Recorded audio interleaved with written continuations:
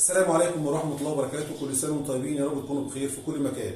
مع فيديو جديد وحصري النهارده على القناة بتاعتنا الشامي حكايات. لو انت لسه أول مرة بتتفرج على القناة بتاعتنا أو الفيديوهات بتاعتنا، يا ريت تعمل لنا اشتراك ولايك للفيديو وشير في الخير عشان يوصل لكل الناس. لو انت بتعاني من مشاكل في القولون والمعدة يبقى الفيديو ده ليك.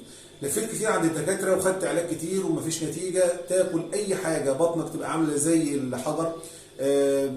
تعبان جدا من الموضوع ده، عامل معاك مشاكل كتير. انا كنت واحد زيك بالظبط، يعني انا كنت واحد من الناس دي لحد فتره قريبه جدا، لحد ما الحمد لله بقالي فتره وقفت جميع العلاج. ما بقتش اخد لا بقى ايكو جيل ولا ميكو جيل ولا فلاجيلات ولا اي براشيم، لان طبعا كتر البراشيم وكتر الحاجات دي اصلا تعبت لي المعده.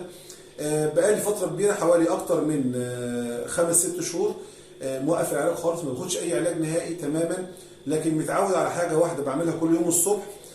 كوبايه ميه كبيره، كوبايه ميه كبيره زي كده، ومعلقه عسل برضو كبيره.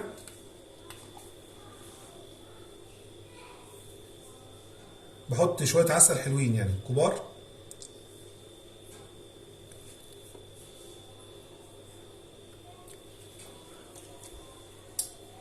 واي نوع خل ده خل تفاح، اي نوع خل تفاح يكون نظيف عندك. بتحط برضو كميه برضو ايه، مقدار معلقه كبيره. وليمونه، دي ليمونيه، وتعصرها على الميه برضو نفس الكلام. يبقى معانا ميه، معلقه عسل كبيره، وليمونيه على غيار الريق الصبح، وتفضل بعدها حوالي يجي ساعه من غير اكل.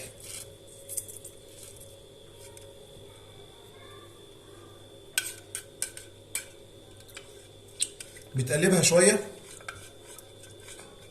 لحد ما فعلا المشروب بتاعنا يبقى جاهز بالشكل ده،